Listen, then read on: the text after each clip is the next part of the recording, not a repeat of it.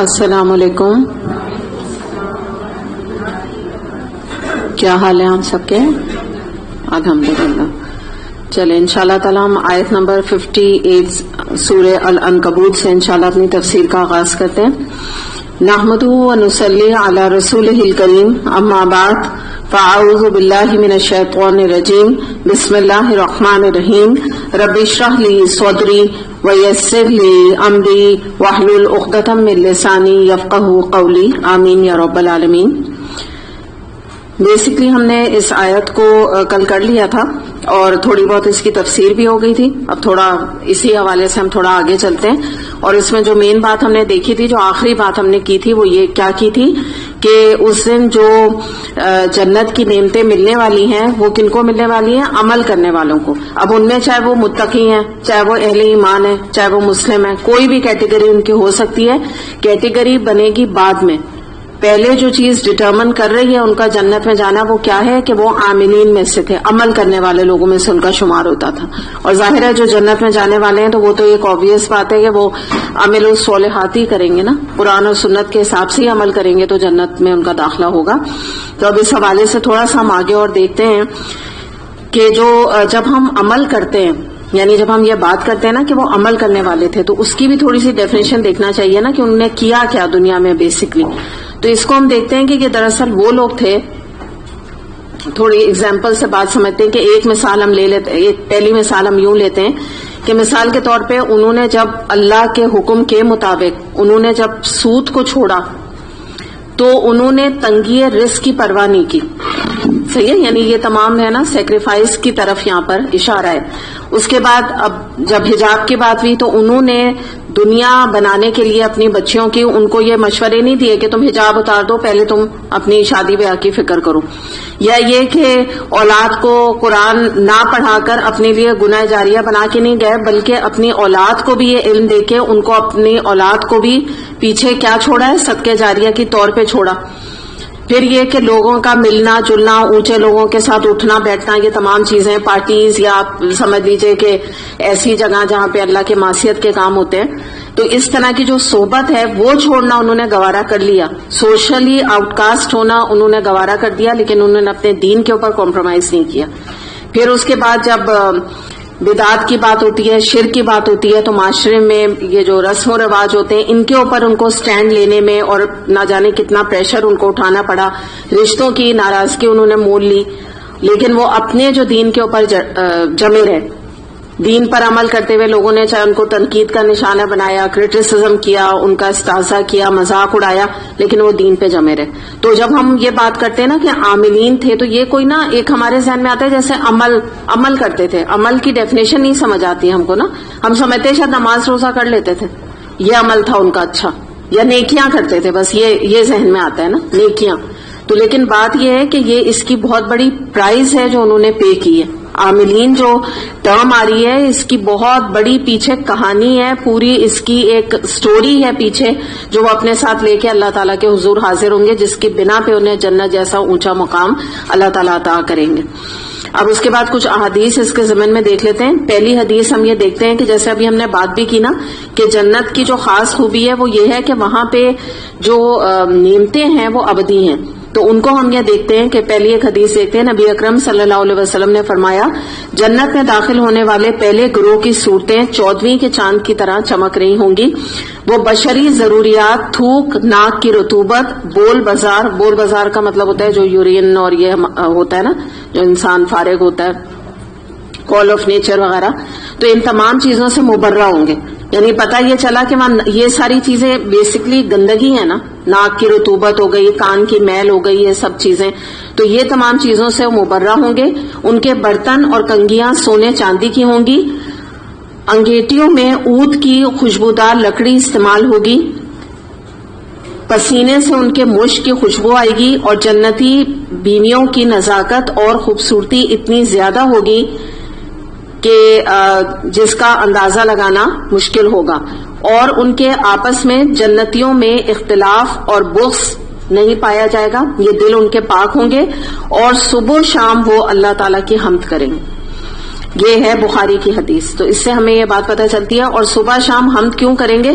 کیونکہ وہاں پہ نماز وغیرہ فرض نہیں ہوگی, وہاں پہ کوئی قرآن کا علم حاصل کرنا فرض نہیں ہوگا, لیکن کیونکہ ان کی یہ مزاج کا حصہ تھا. دنیا میں ایکچولی وہ یہی کام کرتے تھے, صبح شام وہ اللہ تعالیٰ کی تعریفیں کرتے تھے اور شکر ادا کرتے تھے. تو آپ کو پتہ ہے نا, جو انسان کی عادت ہو جاتی ہے تو وہ یہ قائم رہتی ہے. ہم نے جیسے دیکھا کہ جو لوگ دنیا میں جھوٹ بہت بولتے ہیں تو وہ آخرت میں بھی جا کے اللہ تعالیٰ کے سامنے جھوٹ بولیں گے. جب اللہ تعالیٰ کہیں گے تم شرک کر کے آئے ہو, تو جیسے وہ دنیا میں جھوٹ بولتے تو کہیں گے نہیں ہم تو شرک کر کے نہیں آئے. تو جو عادت ہماری آج ہے وہ وہاں بھی کنٹینیو رہے گی. پھر ایک اور ہم حدیث دیکھتے ہیں.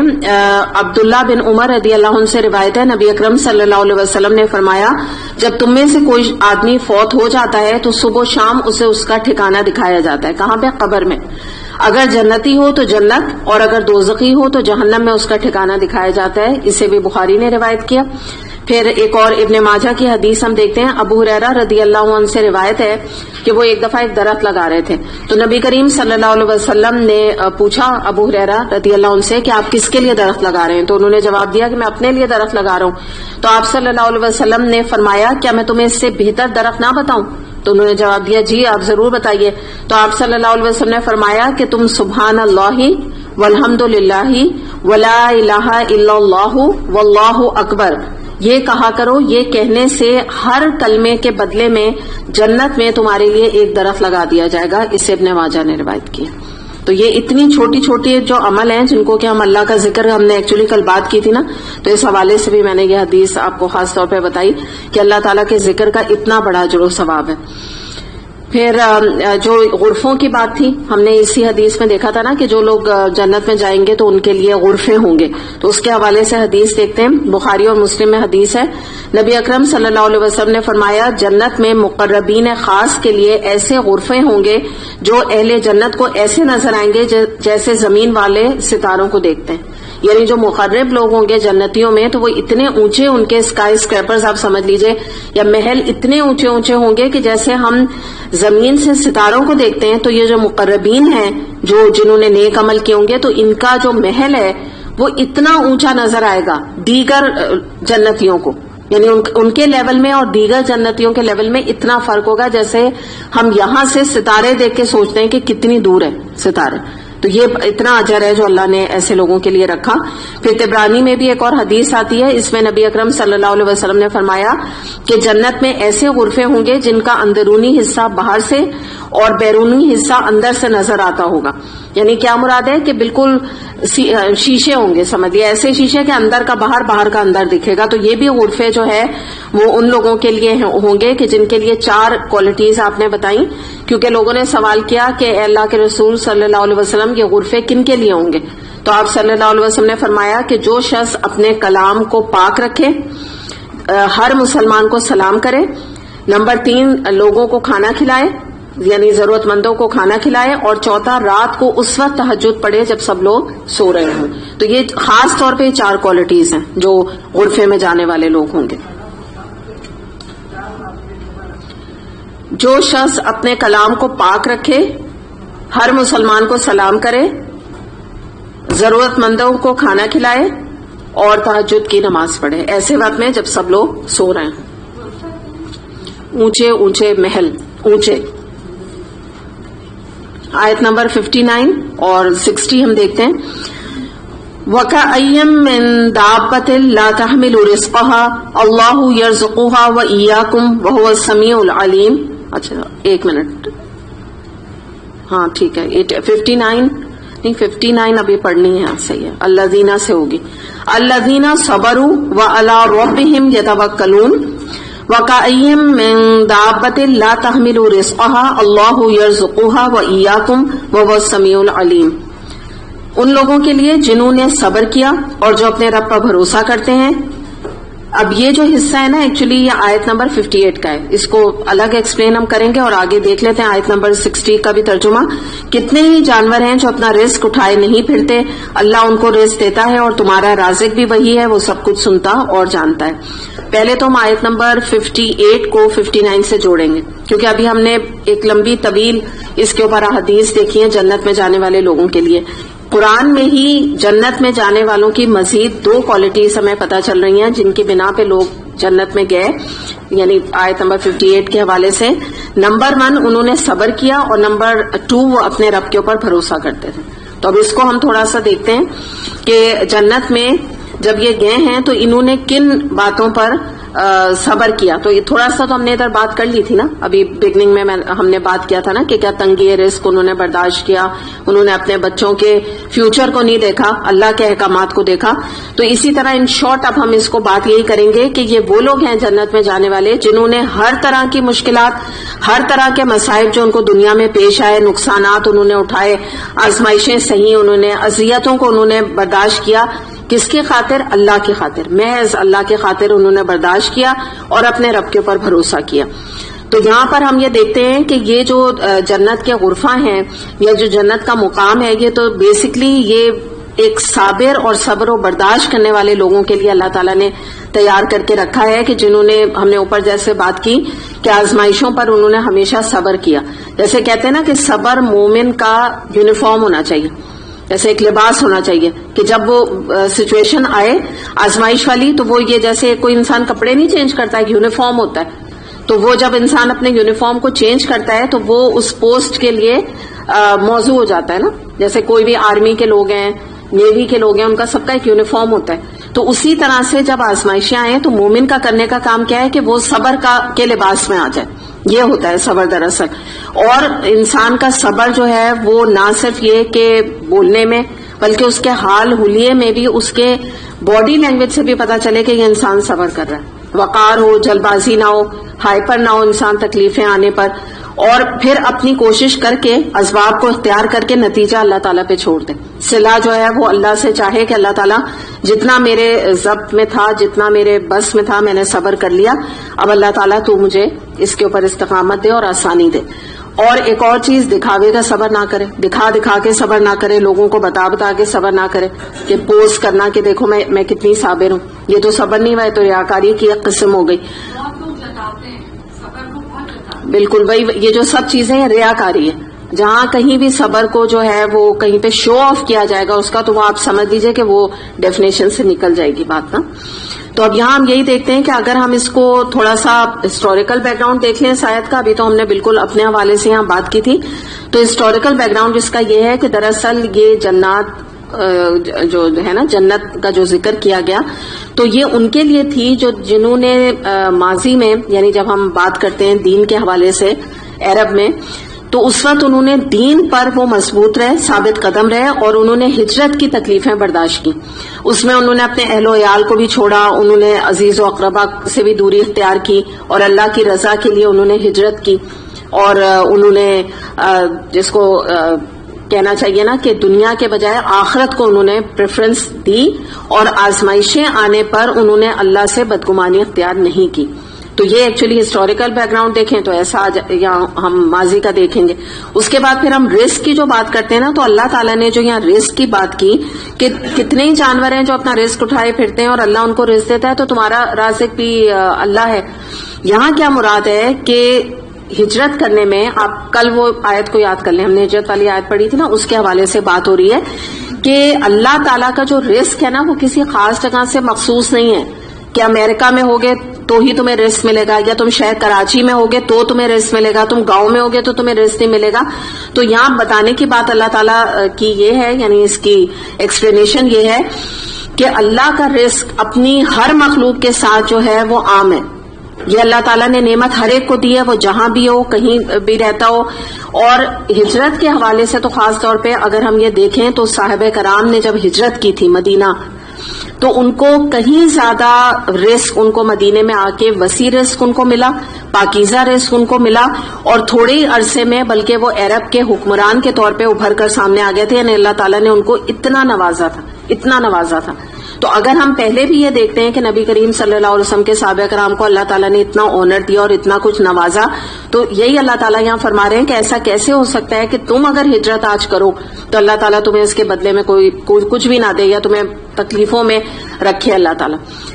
تو یہاں پہ بات یہی ہے کہ دیکھیں، جب ہجرت کا مرحلہ آ جائے، چاہے وہ پہلے تھا چاہے وہ آج ہے، تو اس میں کوئی کمزور ہے، کوئی طاقتور ہے، اس کے بعد اسباب ہیں، وسائل ہیں اس کے پاس، ہے یا نہیں ہے, بہرہ مند ہے یا بے بہرا ہے, وسائل سے اس کے پاس نہیں ہے, اپنے وطن میں ہے یا مہاجر ہے, بے وطن ہے, سب کا رزق اللہ کے ہاتھ میں ہے نا. یعنی جنہوں نے ہجرت کر لی ہے ان کا رزق بھی اللہ دے گا, جنہوں نے ہجرت نہیں کی ان کا رزق بھی اللہ دے رہا ہے. تو یہ جو ہے نا اللہ تعالیٰ کا یا آیت میں آ رہا ہے نا کہ سب اپنا جانور رزق اٹھائے پھرتے ہیں. تو آپ یہ دیکھیں کہ چونٹی بھی جو کونے خدرے میں ہوتی ہے نا, اس کا بل کتنے کونے خدرے میں ہوتا ہے, وہاں پر بھی رزق اللہ تعالیٰ دیتا ہے. پرندوں کو اگر ہم دیکھیں تو وہ ہواؤں میں اڑتے ہیں, ان کا رزق موجود ہوتا ہے, ان کا کوئی ضرورت نہیں ہوا میں کوئی جا کے کوئی دانہ نہیں ڈالتا, وہ خود اپنا رزق کا انتظام کر لیتے ہیں. پھر مچھلیوں کو دیکھیں کہ وہ گہرے پانی کے اندر ہوتی ہیں, وہاں پر بھی کیا ہم ان کو کھانا دیتے ہیں؟ اگر ہم کھانا نہ دیں تو سمندر کی ساری مچھلیاں کیا ڈیپینڈنٹ ہیں ہمارے اوپر, وہ تو مر جائیں اس طرح سے. تو کوئی اس میں مسئلہ نہیں, سمندر کی گہرائی میں اللہ تعالیٰ ان کو روزی پہنچاتا ہے. تو یہی بات اللہ تعالیٰ فرما رہے ہیں کہ اگر تمہیں ہجرت کرنے میں فقر و فاقہ کا ڈر ہے اور جس کی بنا پہ تم ہجرت نہیں کرنا چاہتے, تو یاد رکھو جیسے اللہ تعالیٰ دنیا میں سب کو روزی دے رہا ہے اور آج بھی تمہیں روزی دے رہا ہے, تو تم کیا ہجرت کرو گے تو اللہ تعالیٰ تمہیں روزی روک لے گا, تمہاری تنگ کر دے گا روزی, جبکہ تم اللہ کی رضا کے خاطر اپنے ایمان کے خاطر تم ہجرت کرنے لگے ہو. تو یہ نہ سوچو کہ ہم کہاں سے کھائیں گے, یہ اس کا جو ذمہ ہے وہ اللہ نے اپنے ہاتھ میں اٹھا رکھا ہے. تو یہ اللہ پہ یعنی مراد یہ کہ تم بھروسہ کرو. دوسری بات یہ کہ اللہ تعالیٰ تمہارے سارے افعال سے, تمہارے سارے اعمال جو کچھ تم اللہ کی راہ میں کر رہے ہو, اللہ تعالیٰ واقف ہے, تمہارے ظاہر سے بھی واقف ہے, باطن سے بھی واقف ہے. تو صرف اور صرف اللہ سے ڈرو, رزق کی کمی سے نہ ڈرو, اللہ کی اطاعت کرو تاکہ تمہیں اس کی برکتیں اس دنیا میں نصیب ہوں. اللہ کی نافرمانی اگر کرو گے تو اپنا نقصان اٹھاؤ گے, یہ مراد ہے یہاں پہ. تو اب یہاں ایک چھوٹی سی ہم اس حوالے سے, کیونکہ ہجرت کی بات ہے, تو ہم یہ دیکھ لیں کہ جہاں کہیں انسان رہ رہا ہو کسی بھی ملک میں, جہاں پہ آبسینٹی ہو, فحاشی ہو, بچے آؤٹ آف کنٹرول ہو رہے ہوں, تو وہ جگہ انسان اس سے ہجرت کر لے. تو یہ جو وہ صبر ہے جن کے بدلے جنت کی بھی خوشخبری ایسے لوگوں کے لیے ہے, تو یہ وہ لوگ ہوتے ہیں دراصل کہ جو اپنا بھروسہ اپنی جائیداد کے اوپر, اب دوسرے ملکوں پہ, کاروبار پہ, کنبے پہ, قبیلے پہ, بڑے بڑے ناموں پر, اپنے بزنسوں پہ نہیں کرتے, بلکہ ان کا بھروسہ کس پہ ہوتا ہے؟ اپنے اللہ پر ہوتا ہے. وہ برادری کا اور کاروبار اور رشتہ داری کے مسئلے بنا کے نہیں بیٹھتے یا ان کو پرائیورٹی نہیں دیتے. ان کی زندگی میں پرائیورٹی کیا ہوتی ہے؟ اللہ کی اطاعت. تو ایسے آپ دیکھیں ویسٹ میں سے کتنے لوگ جو ہے وہ آپ نے سننے میں آپ کو آیا ہوگا, آپ کے اپنے ریلیٹیوز کے بارے میں آپ نے سنا ہوگا کہ وہ پاکستان آ جاتے ہیں جب ان کے بچے تھوڑے بڑے ہونے لگتے ہیں, کہ اس کی بنا پر کہ وہ تاکہ ان کی اپنی اولاد کی اسلامی ذریعے سے وہ تربیت کر سکیں. تو یہ اجر و ثواب ان کے لیے ہے جو اس طرح کی قربانیاں دیں, آج بھی اگر وہ ہجرت کرتے ہیں اور قربانی دیتے ہیں. اور ایسے لوگ یقیناً حسبنا اللہ و نعم الوکیل کہہ کے بس ہجرت کر جاتے ہیں کہ اللہ تعالیٰ مالک ہے, اللہ تعالیٰ ہمیں نوازے گا. اور پھر اللہ تعالیٰ مراد یہی اللہ تعالیٰ بتانا چاہ رہا ہے کہ تم یہ نہ سمجھو کہ اللہ تعالیٰ تمہیں رزق نہیں دے گا, تمہیں پہلے سے زیادہ برکت دے گا اگر تم ایسی جگہ چھوڑ کر آ جاؤ گے جہاں تمہیں دین پہ چلنا مشکل ہے. آگے دیکھتے ہیں آیت نمبر 61. وَلَئِن سَأَلْتَهُم مَّنْ خَلَقَ السَّمَاوَاتِ وَالْأَرْضَ وَسَخَّرَ الشَّمْسَ وَالْقَمَرَ لَيَقُولُنَّ اللَّهُ فَأَنَّىٰ يُؤْفَكُونَ. اگر تم ان لوگوں سے پوچھو کہ زمین اور آسمان کو کس نے پیدا کیا اور چاند اور سورج کو کس نے مسخر کر رکھا ہے, تو وہ ضرور کہیں گے اللہ نے. پھر یہ کدھر سے دھوکہ کھا رہے ہیں؟ یعنی مراد یہ کہ جو مشرکین تھے تو یہ مسلمانوں کو محض ایک اللہ ماننے پر, توحید کے اوپر عمل کرنے پر ایذائیں دیتے تھے, تکلیفیں دیتے تھے. لیکن جب ان سے ہی پلٹ کے یہ پوچھا جاتا کہ آسمان اور زمین کو عدم سے وجود میں لانے والا کون ہے, تو کہتے تھے اللہ. اگر کہا جاتا کہ سورج اور چاند کو اپنے مدار میں چلانے والا کون ہے, تو اس کا جواب بھی ان کا یہی ہوتا تھا اللہ. یہ اعتراف انہیں کرنا پڑتا تھا کیونکہ کوئی چارہ نہیں تھا ان کے پاس.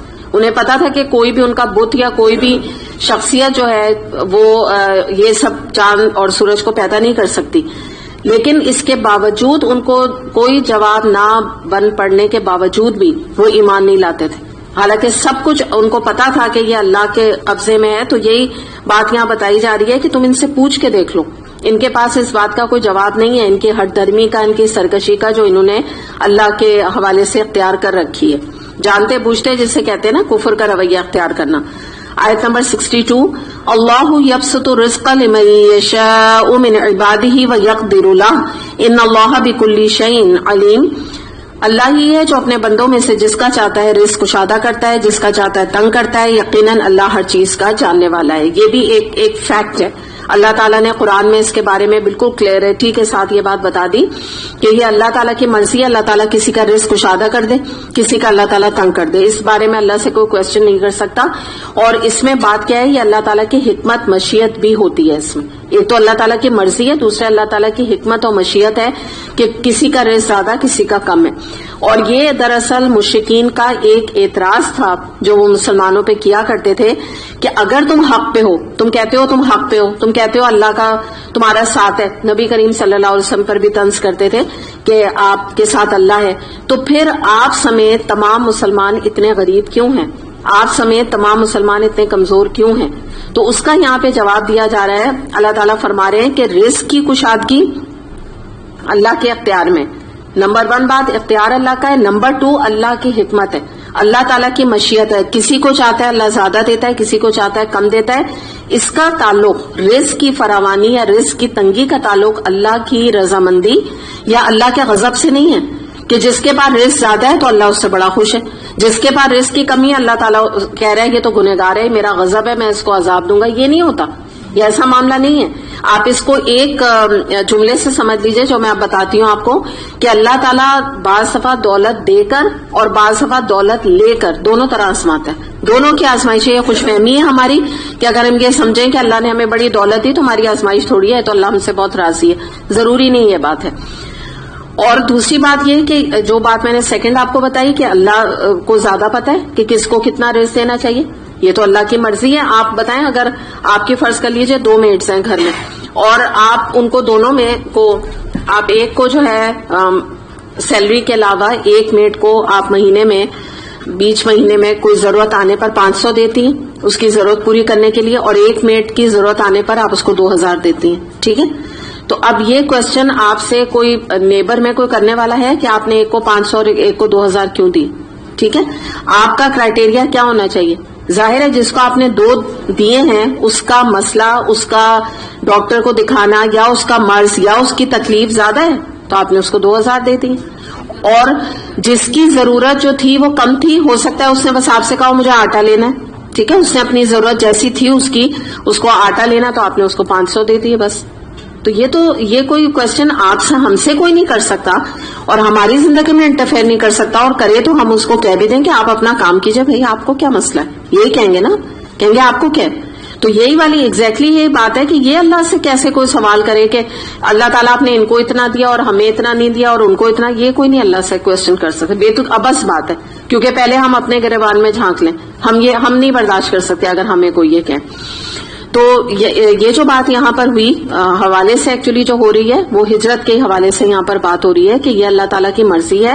اور اسی حوالے سے ہم تھوڑا سا رزق کے حوالے سے آگے بڑھ کے ہجرت اور رزق کو دونوں کو ایسوسیٹ کر کے ہم دیکھ لیتے ہیں کہ اللہ تعالیٰ کی جو یہ پوری کائنات ہے یہ اللہ تعالیٰ کی زمین ہے. پوری کائنات میں زمین کس کی؟ اللہ کی. تو ہر جگہ اللہ تعالیٰ رزق کھلانے پر اور دینے پر قادر ہے. تو امریکہ جو ہے وہ رازق نہیں ہے, یا ہم کہیں ویسٹرن کنٹریز رازق نہیں ہے, بلکہ اللہ رازق ہے. بات یہ ہے اگر تم ہجرت کرو گے تو اللہ تعالیٰ تمہیں دینے پر قادر ہے, تم جہاں بھی ہجرت کرو گے. دوسری بات کیا ہے کہ دیکھیے ہوتا کیا ہے کہ میں نے جیسا آپ کو بتایا نا کہ جب آپ ویسٹ میں جو مین سب سے بڑا پریشر آتا ہے وہ انسان کا اپنا تو دین سے دوری ہو ہی جاتی ہے. جو لوگ اگر 5 وقت یہاں مسجد میں نماز پڑھ رہے ہیں وہاں پاسبل نہیں ہے, سمپل بات ہے, پاسبل نہیں ہے. بہت مشکل ہے وہاں جمعے کی کوئی ادا کر لے تو بہت بڑی بات ہے, کیونکہ وہاں جمعے کو چھٹی نہیں ہوتی. وہاں پہ کوئی کمپنیز میں جمعے کے پریئر ٹائم کے اوپر بریک نہیں دیا جاتا ہے, الا ماشاءاللہ کہ اگر کوئی خود بہت سٹرگل کرے یا خود کوئی پہلے سے اپنی جاب کے حوالے سے مسلمان بات کر لیں. اور بات یہ کہ اتنا اسٹرانگ ایمان ہے کس کا, وہ تو کہتے ہیں کون ان سے انگریزوں سے گوروں سے بات کون کرے گا, نوکری سے نہ نکال دیں. یہ بھی تو ہے نا, لوگ ڈرتے بھی بہت ہیں. تو بات یہ ہے کہ ایک تو ماں باپ کا دین پہ چلنا مشکل ہو جاتا ہے, دوسری بات یہ ہے کہ اولاد کے لیے بہت چیلنجز شروع ہو جاتے ہیں. بیٹی بیٹا دونوں یاد رکھیے جیسے وہ تھوڑے سے پیبرٹی پر آتے ہیں. تو بات یہ ہے کہ ایسے وقت میں جب انسان اگر ہجرت کرنا چاہتا ہے تو 2 طرح کے آپ سمجھ لیجئے کہ پولوشنز ہے نا. یعنی اگر ہم ویسٹ میں دیکھیں تو وہاں پہ مورل پولوشن ہے, تو وہاں کیا ہے, بے حیائی ہے, فحاشی ہے, اس کے گٹر موجود ہیں, صحیح. تو اب پاکستان میں اگر ہم دیکھیں پولوشن کیسا ہے, یہاں پر بھی نالوں کے گٹر ہیں, گندے نالوں کے گٹر ہیں, صحیح ہے نا, ہے ایک حقیقت. تو اب یہ کہ انسان ان دونوں میں سے ایک فیصلہ کر لے. بہتر فیصلہ یہ ہوگا کہ پاکستان کے جو گٹر ہیں نا ان کو برداشت کر لے, بجائے یہ کہ وہاں کے گندگی کے گٹر برداشت کرے. حقیقت ہے نا, کیونکہ یہاں تو پھر بھی آپ اپنا گھر صاف کر کے تھوڑا محلہ صاف کر کے گزارا کر سکتے ہیں اور کر ہی رہے ہیں سب الحمدللہ. لیکن یہ کہ وہاں کی جو گندگی ہے یا وہاں کا جو مورل پولوشن ہے نا, وہ پھر ہو نہیں سکتا کہ لوگوں کے اپنے گھروں میں بھی مسلمانوں کے نہ آئے وہاں کے معاشرے میں رہ کے. تو یہ ہے کہ اس کے لیے سیکریفائسز درکار ہیں. جب ہم ہجرت کی بات کرتے ہیں, جیسا ہم رزق کا بھی دیکھ رہے ہیں, تو دولت کو اور اللہ کو بیک وقت انسان نہیں پوچھ سکتا, کیونکہ ظاہر ہے وہاں رہنے کا مقصد پیسہ کمانا اور دولت ہی ہے نا. تو یہ ہے کہ ہم اصل میں ہمیں فکر اس وقت جو کرنی ہے وہ یہ کرنی ہے کہ اپنے بدن کو, اپنے بچوں کے بدن کو آگ سے بچائیں. لیکن اگر آپ حقیقت دیکھیں تو آج ہمیں اپنی فکر زیادہ کپڑوں کی ہے, اپنے برانڈڈ کلوتھس کی ہے, اس کی ریس میں, کپڑوں کی ریس میں ہم لگے ہوئے ہیں اور یہ بھول بیٹھے ہیں کہ جسم کی فکر کریں جس نے اللہ نہ کرے کہ کل اس کا کیا اینڈ ہونا ہے نا, اس کی فکر زیادہ اہم ہے. تو بہرحال بعض دفعہ ہاں یہ بھی ہوتا ہے. ایک اور اینگل سے ہم اگر ہجرت کے آیت کو ہم دیکھیں وہ یہ ہے کہ دیکھیں جو ریئلسٹک سپیکنگ ایک بات ہے, کچھ لوگ جب ویسٹ میں جاتے ہیں تو ان کی زندگی میں جو یہ کافر ماحول ہوتا ہے اور یہ جو ان کا سبجوگیشن ہے مسلمانوں کے ساتھ, ان کو بات بات پہ ٹیررسٹ کہنا, اور ایک وہ الگ گروپ بنا کے رکھتے ہیں نا, یعنی مسلمانوں کو ایک تھرڈ گریڈ سٹیزن کے طور پہ ٹریٹ کرتے ہیں. تو بعض دفعہ اس طرح کا ماحول بھی کچھ مسلمانوں کی آنکھیں کھولنے کے لیے کافی ہوتا ہے. تو وہ ویسٹ میں جا کے اللہ تعالیٰ ان کو ہدایت دے دیتا ہے جو ہدایت ان کو یہاں نہیں ملتی. تو اگر کسی کی یہ سچویشن ہے تو وہ اس کو اویل کرے. جو یہاں نہیں بدلا, جو یہاں دین پر نہیں آیا, کتنے, یعنی اگر مجھ سے آپ پوچھیں, میں کچھ میں یہ تو نہیں کہوں گی آپ سے بہت لوگ, لیکن ظاہر جو اپنے تھوڑے بہت میں جان پہچان کے میرے خاندان میں لوگ ہیں ان کو اگر میں بتاؤں آپ کو, تو ان کو تو ہدایت وہاں ملی, جو حقیقت بات ہے نا. تو میں نے آپ کو کل بھی یہ بات بتائی تھی کہ اگر کوئی ایسی جگہ رہ کے اللہ کے دین کو آگے پہنچا رہا ہے اور اس کو اللہ نے ہدایت دے دی, تو nothing like it, nothing like it کہ وہ خود پھر ظاہر ہے وہاں رہ کر, اور اگر وہ اسلامک سینٹر میں کوئی کام کر رہا ہے, اسلامک سینٹر میں وہ کوئی کوششیں کر رہا ہے, تراویح کا انتظام کروا رہا ہے اپنے محلے میں, اور ہیلپ آؤٹ کر رہا ہے لوگوں کو دین کے راستے میں آگے بڑھنے میں, اپنے فرینڈس کو اس راستے پہ لا رہا ہے, تو الحمدللہ. تو یہ تو کرنے کا کام ہے. تو یہ جو اپارچونٹی ہے یہ بھی بعض کی زندگی میں آتی ہے. یہاں جو بات جس ہجرت کی ہو رہی ہے وہ یہ آپ اپنے ذہن میں لائیے کہ بہت ہی گندا ماحول ہے, بہت ہی معصیت کا ماحول ہے, اور اس کے باوجود انسان ان گٹر میں بیٹھا ہوا ہے, خود بھی یعنی اپنے دین ایمان سے ہاتھ دھو بیٹھا, اور بچے بھی ایتھیسٹ ہو گئے. اب یہ سمجھ لیجیے, یہ میں اس لیول کی بات آپ کو سمجھا رہی ہوں جب ہم ہجرت کی بات کرتے ہیں. تو ظاہر ہے ایسی جگہ تو پھر انسان جب خود بھی اس کا دین ایمان سے ہاتھ وہ کھو بیٹھ رہا ہے, اور اگر خود نہیں کھویا تو بچے ایتھیسٹ بنے جا رہے ہیں, تو پھر تو ظاہر ہے کوئی ایک چوائس اسے کرنی پڑے گی کہ لوٹے وہ واپس اپنے مسلمان ملک میں.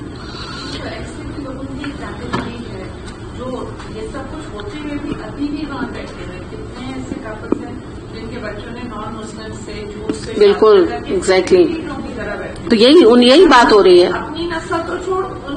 ایگزیکٹلی. تو یہی بات یہاں پر ہے. اسی لیے جو اگر آپ یہ کہیں کہ کیا وہاں رہنا پسندیدہ ہے, تو اس کا جواب یہ پسندیدہ نہیں. لیکن کس کے لیے؟ کچھ لوگوں کے لیے ہے بھی, جو سچ بات ریئلسٹک سپیکنگ بات ہے, تو کچھ لوگوں کے لیے ہے بھی. آپ جیسے نعمان علی خان کی ایک مثال لیں, چلیں ہم یہ کہیں وہ ایکسٹرا آرڈنری لیول ہے, لیکن ان کے رہتے انہوں نے ڈیلس میں یا امریکہ میں جتنا دین پھیلایا, تو وہ تو بیسکلی تو وہ ہی واز اے پاکستانی. یہاں تو کچھ بھی نہیں کام کیا انہوں نے, کچھ بھی نہیں کیا. ایک ان کا جیو سے یہاں تھوڑے دن انہوں نے ریکارڈنگ کرائی ہے, وہ اگر آپ نیٹ پہ جائیں تو وہ اویلیبل ہے, ان کے اردو کے لیکچرز ہیں, کچھ مختصر سا کچھ ان کا کام ہے درس و تدریس کا جو انہوں نے پاکستان کے لیے کیا ہے. کچھ بھی نہیں کیا پاکستان کے لیے. یعنی مراد یہ کہ ٹرانسفارم ہی وہ وہاں ہوئے. وہی میرا مطلب ہے نا کہ یعنی پاکستان میں تو کچھ بھی نہیں ہوا ان کا نا, کوئی دین ایمان ہی نہیں. وہ تو آپ کو میں ایکچولی علماء ان کے بارے میں کہتے ہیں اچھا نہیں لگتا, لیکن خود ایڈمٹ کرتے ہیں وہ تو سارٹ آف ایتھیسٹ تھے.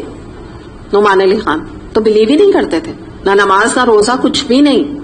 تو آپ سوچیں نا اللہ تعالیٰ نے کیا ان کو توفیق دی. تو وہی والی بات ہے کہ یہ ایک فائن لائنز ہے, یا عقل اور سمجھ سے ہر آیت کو ہر ایک انسان کے اوپر رکھ کے نہیں بات کی جائے گی.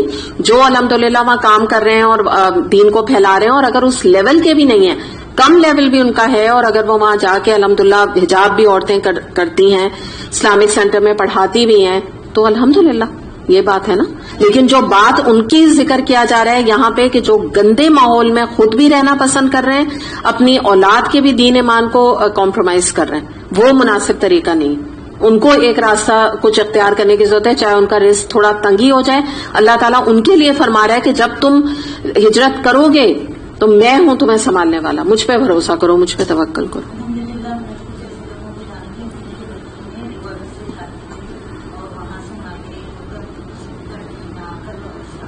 ہاں بالکل, یہ بھی آپ صحیح کہہ رہی ہیں, ایسا بھی ہوتا ہے. جو ریورٹس ہوتے ہیں بعض دفعہ یہ عورتیں بھی ان کی زیادہ اچھے مسلمان بن جاتے ہیں. حقیقت ہے, مجھے بھی ابھی اس دن کوئی بتا رہا تھا کہ ان کے کسی بیٹے نے ریورٹ کی, تو ایک دم تو سن کے افسوس ہوتا ہے نا, جیسے ہم تو ڈر جاتے ہیں جب کوئی بتاتا ہے, لیکن انہوں نے یہی بتایا کہ وہ تو ہم سے اچھی جو ہے نا قرآن کی تلاوت اس نے پڑھنا سیکھا, قرآن کے اوپر عمل کرتی ہے, حجاب کرتی ہے. تو آپ بتائیں نا پھر اور کیا رہ گیا, سب تو کر رہی ہے, وہ پریکٹسنگ مسلم ہے. ہاں ہمارا معاشرہ ایسے ہی ہے, ہمارا معاشرہ سنتا ہے جہاں تو وہ یہی سمجھتا ہے, جیسے کہتے ہیں نا کہ ہمارے ذہن میں آتا ہے کیا اتنا بڑا گناہ کا کام ہے, ایک دم سے دماغ میں آتا ہے نا یہ چیز.